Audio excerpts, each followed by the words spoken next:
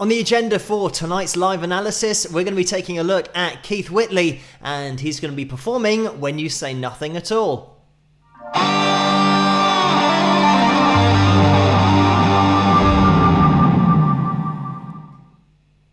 Hello, Phil here from Wings of Pegasus, and welcome to another live analysis. Thank you guys for joining me tonight for this one.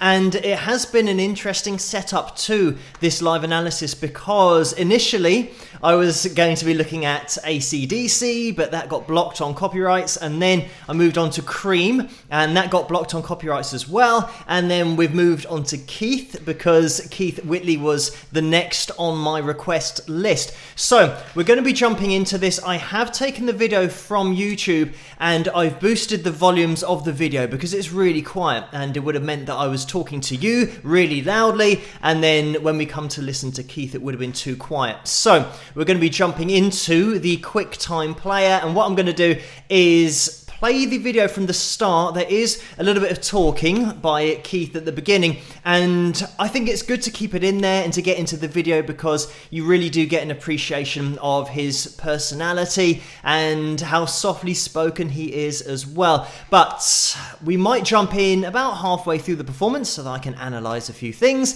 and then we'll maybe get the guitar out, point out a few things, and then look out for those when we rejoin the video afterwards. So let's get Keith up on screen and we'll see how he gets on. Thank you very much. We appreciate it. Here's a song that is our current single right now, and it's doing real well for us. It is actually a little bit ahead of where Don't Close Your Eyes was at this point. I think it's number 8 this week, and not that many weeks on the charts, so we're real excited about it. The song was written by Don Schlitz and Paul Overstreet. I understand that Don sang the song when he was out here a little bit ago. We chose this song because we wanted to give a couple of unknown writers a break. We figured they could use it. I think this is one of the prettiest songs that I've ever had the pleasure of recording, and it always makes me think about my life, my personal life, the way it is right now, because things always were not quite as rosy in my life as they are now. And I have a young lady at home named Lori Morgan to thank for a lot of that, my wife, who's also a great singer in her own right. So we want to do this song right now. It's called When You Say Nothing at All.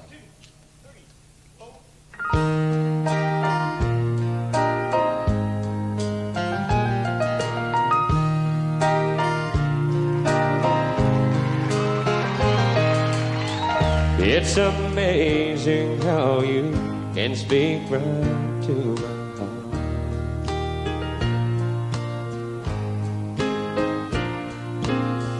Without saying a word, you can light up the dark.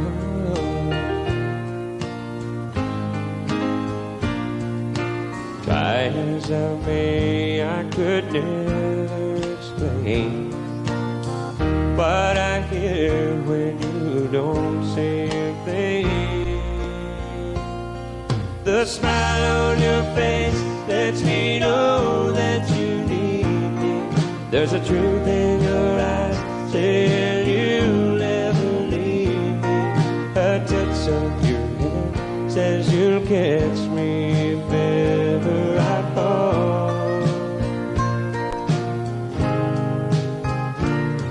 Yeah, you say it best when you say nothing at all.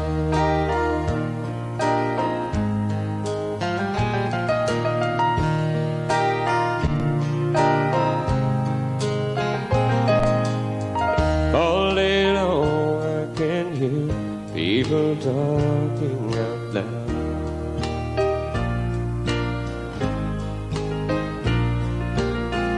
But when you hold me near, you drown out the crowd.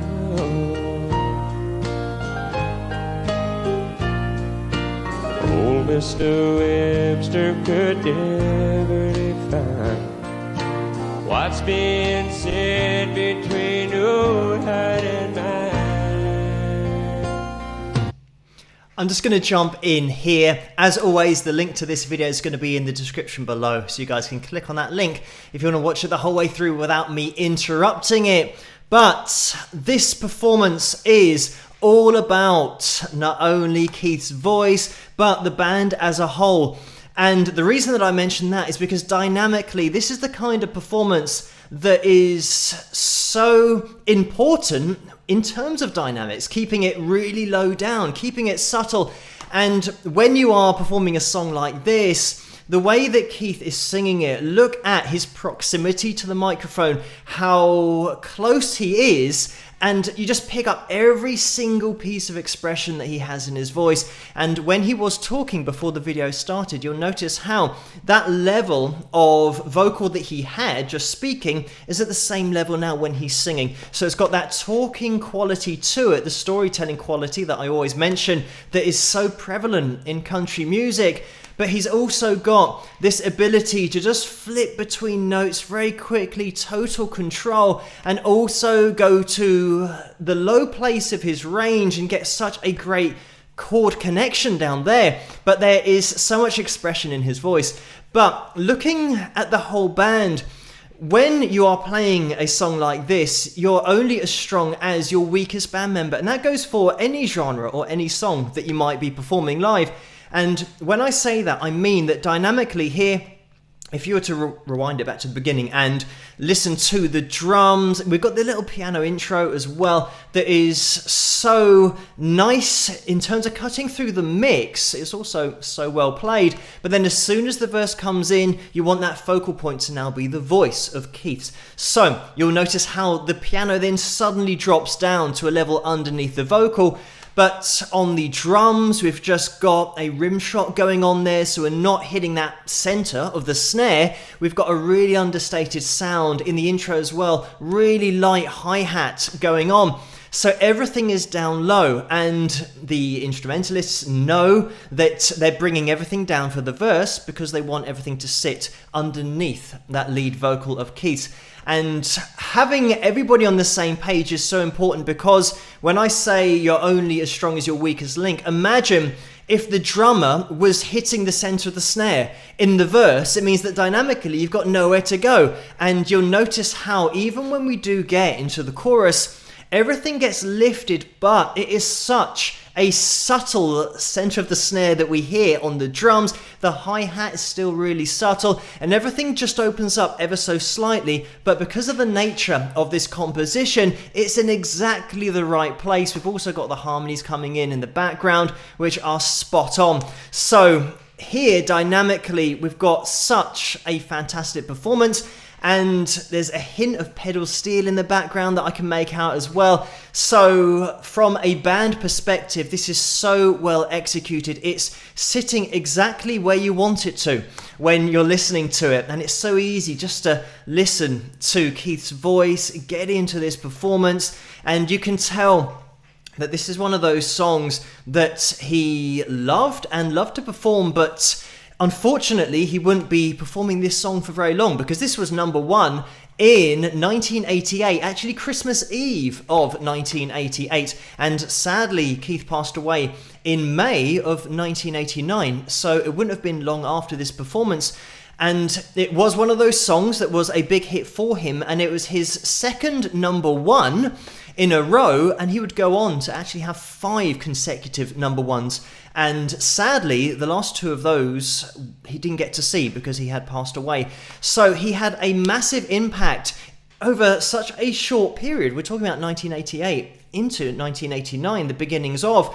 And you can tell here with the quality of his vocal that he is so easy to listen to, so confident, also playing and singing at the same time. I know that we have got more than one guitar going on here. We will bust out the guitar at the end of the video just to go through some chords, but also some principles of what's going on here to get a full sound, and the way that you split rhythm work with picking as well to really maximize the fullness of the overall sound.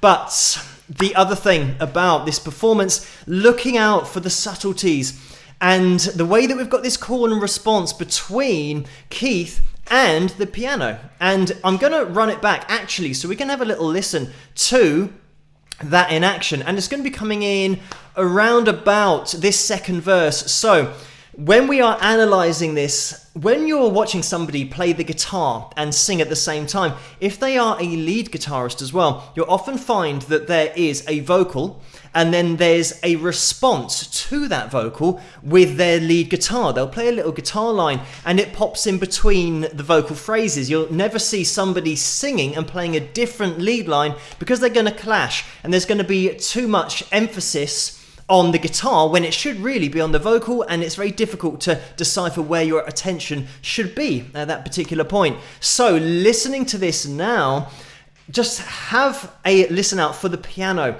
when it comes in, because that is our lead instrument. That's what's going to be popping in and then popping out, but you'll see how it's a response to the vocal line that Keith is singing, and just look out for it. I'll point it out or do something with my hands to signify it's happening, but you'll be able to hear it. Let's get back into it. Say nothing at all.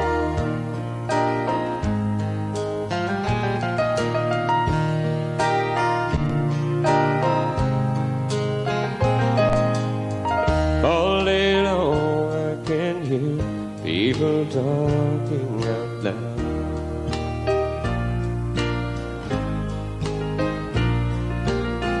but when you hold me near, you drown out the crowd.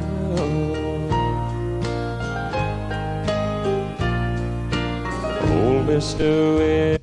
And there we have it. It's a really subtle detail, but these things that are thrown in there to keep you occupied, keep your attention the whole time, but also to give your mind and your brain an extra voice. That's what the piano's doing here. Any lead instrument that comes in is going to be playing a melodic line that is taking the place of a lead vocal and the melody of that vocal that we've just heard. But it's just something that I wanted to point out very quickly so that you can start to see this and how it works not only live but on records and recorded tracks in the studio, having this call and response between the singer and then a lead instrument. It just so happens that when I am analysing guitarists and lead guitarists, it's evident because it is the same person playing the lead guitar as has been singing, and you'll see it all the time, and it's just one of those things to look out for. But it is so subtle, these details that you start to see. Lots of songs, lots of hits that have these in common,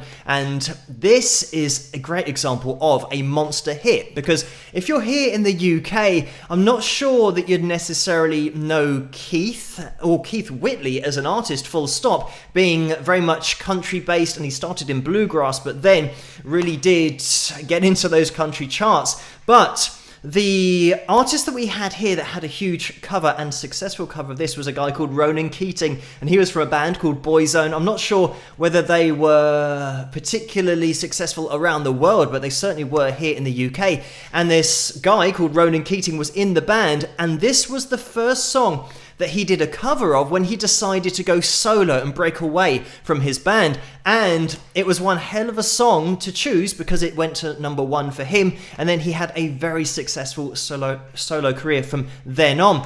But this is actually one of those songs that the writers didn't initially think was that good, and they were writing it in a day where they didn't really have any inspiration. They wrote it at the end of the day, but Keith heard this and he just wanted it instantly. He just loved this song, and it goes back to what I said earlier about you can tell when an artist is really into the song that they're singing, and that certainly is the case here with Keith. So we are going to be jumping into the rest of the video. We will get the guitar out at the end and have a little look at some of the techniques and just some of the chords as well. It's pretty simple chord wise. If you are going to be playing along, then you can grab your guitars and join me at the end of the video, but let's jump back into it and we'll watch it all the way to the end. Could never define what's being said between your heart and mine. The smile on your face lets me know that you need me. There's a truth in your eyes saying you'll never leave me. A touch of your hand says you'll catch me if ever I fall.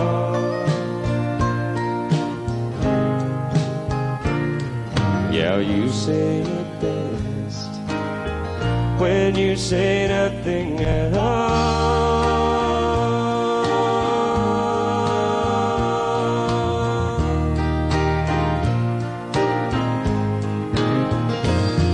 The smile on your face lets me know that you need me. There's a truth in your eyes saying you'll never leave me. A touch of your hand says you'll catch me if ever I fall.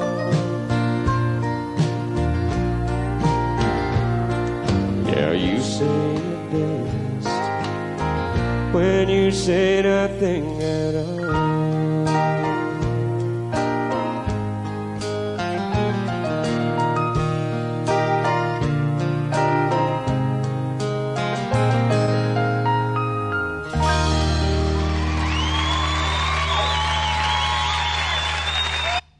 And there we have it.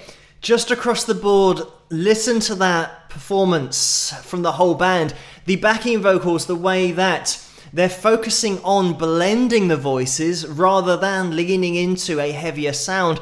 And it is something that you might notice about other bands when they do have backing vocalists that are just pushing the sound a little bit too much and getting into it too much and just pushing their chest voice, and you get a bit of a belty sound. You don't want that from the backing vocals. Also here, it would clash with Keith's lead vocal because he's so soft and so controlled.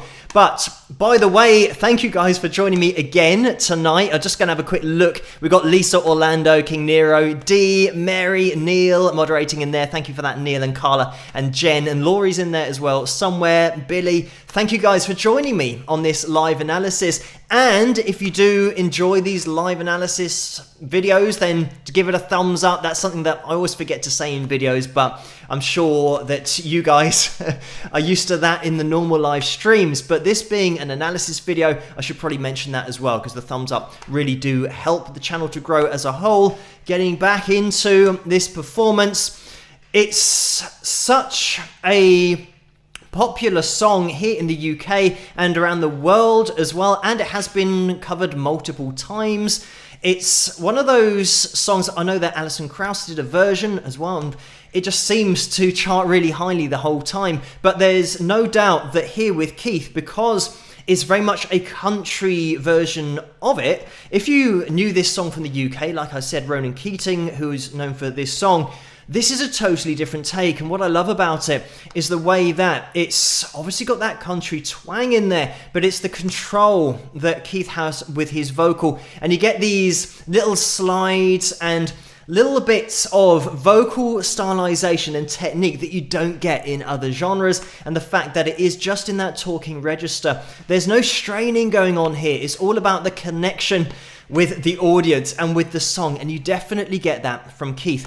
We are going to be jumping into the guitar parts, and hopefully you guys will be able to hear the guitar. You might have to let me know in the chat room, but let me move back a little bit so that I can grab this, and I'm going to try and make myself full screen as well so you can see the fretboard and see what is going on with the left hand.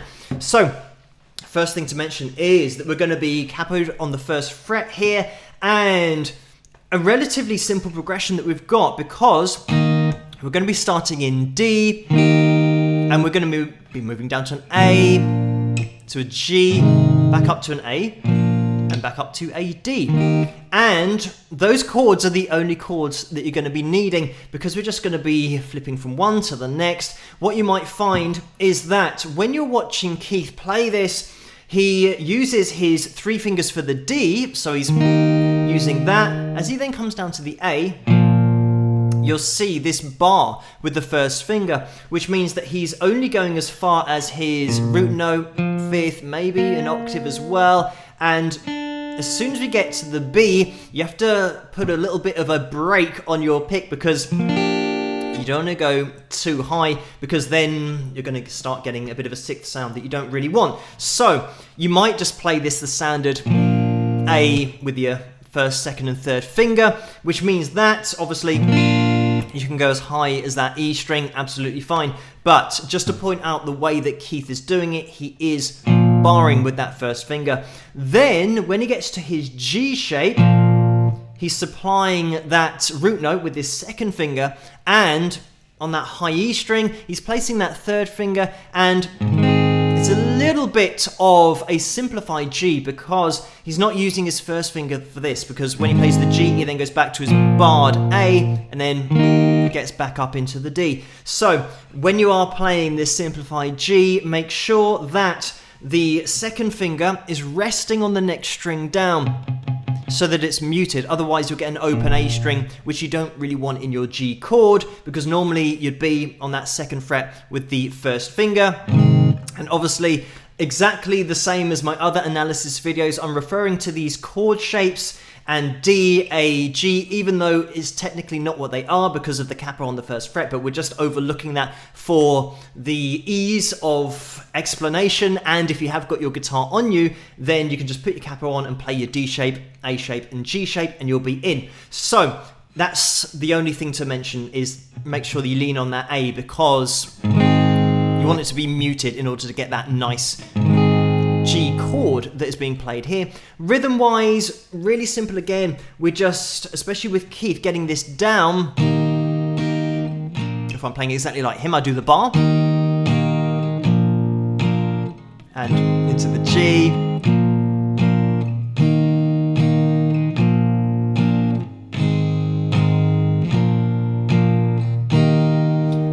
That simple. You can throw in, what you'll find is that, like me, you'll probably tend to jump to the other chord shapes just because it allows you a little bit more freedom on that right hand, because if you do want to lean into the rhythm a little bit more, you can have this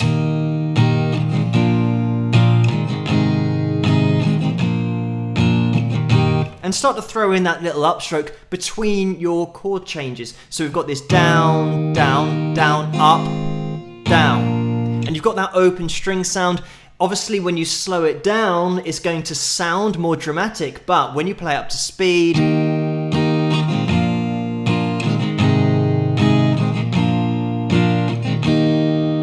you're not aware of those open strings ringing out because it happens so quickly, but in slow motion it is going.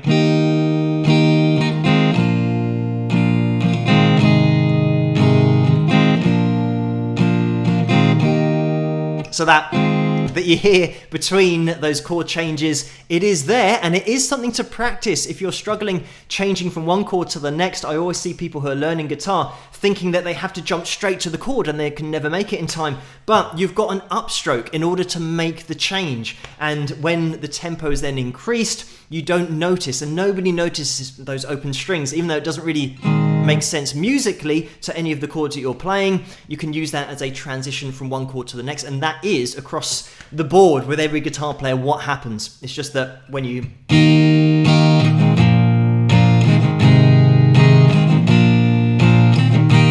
it's so quick you don't notice it. But anyway, getting into the arrangement as well, like I said, we've got more than one guitar here, so you'll find that when we're playing through this,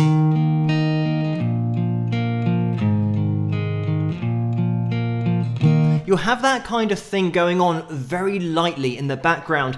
Again, it's all about dynamics here, but by having another guitar picking out notes, it's going to complement the other guitar, because you don't really want the two guitars doing exactly the same thing, and you might have three guitars, in which case you might have just Keith doing these downstrokes, keeping it really simple, as he is when he's playing through here.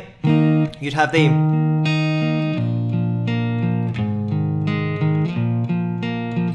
somebody else just picking out those notes, and you might even have somebody throwing in different voicings on the D, for example, and this is it. If you have got more than one guitar, it's great if you can get each guitarist to play something slightly different, because then you're going to get a really full sound, and all of those guitars together are going to make a variation of the overall chord and the chord of the key that you're playing in, but it's going to be so much more interesting than three guitars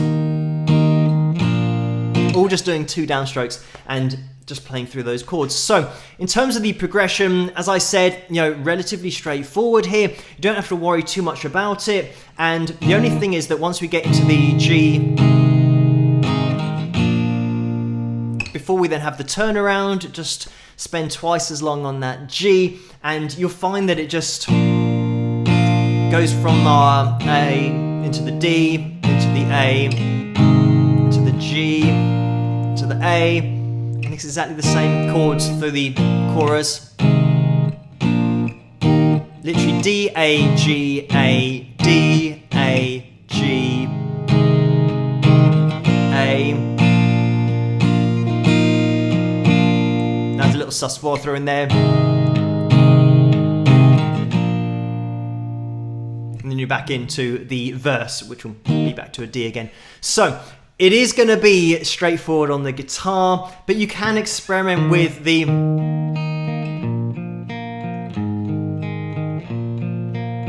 just picking out those strings, because it will add so much to it. And when you get really good at doing that, if you want to, you can do what I just did a hint of there. A little bit of palm mute on the right hand. Again, these little techniques, the subtleties that you can start bringing into your playing to complement other guitarists in the band.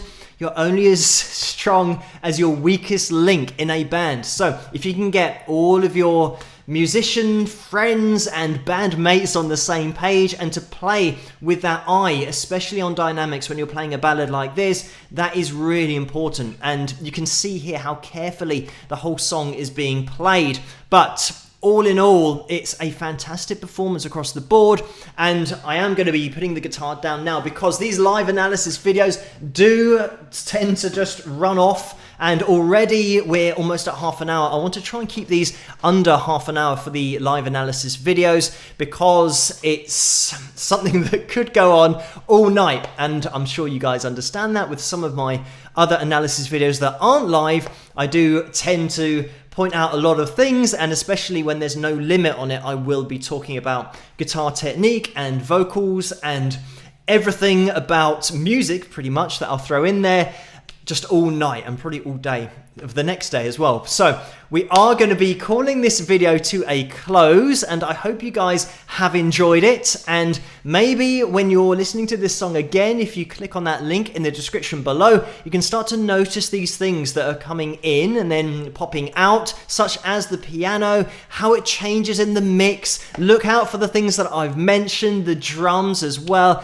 And just across the board, if you've got any person in the band just going for it and not playing dynamically, it ruins the whole performance. And it's great that everyone's so subtle here, all on the same page, because then you get to appreciate the quality of that lead vocal from Keith. Because if the band weren't that good, he might get drowned out and he might have to start straining to get his voice to be heard, which is not what you want with such a delicate vocal performance like this. But thank you guys so much for joining me tonight for this live analysis. I will be doing these on Wednesday nights, and it's 12 midnight Greenwich Mean Time. So if you want to join in on the next one, you can do. I always try to start the event or create the event a couple of days before we go live, so you guys get a little bit of a warning. But thank you everyone in that chat room: Perry, Laurie, Lisa, Billy as well, Music Maiden, Pamela, Kevin, Fish, Kung Fu, Mary, Paul's in there as well, moderating. Thank you so much for that. Susan and Dennis are in the house as well.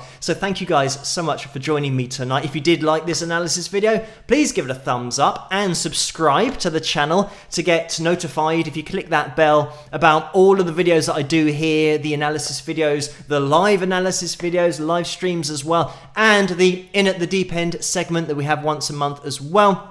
Have a look out for those, but you will get notified for all of the videos if you are subscribed and you click that bell. So thank you everyone for joining me. That has been the live analysis on Keith, and I hope that you did enjoy this Keith Whitley video. I'll see you guys at the next one. Rock!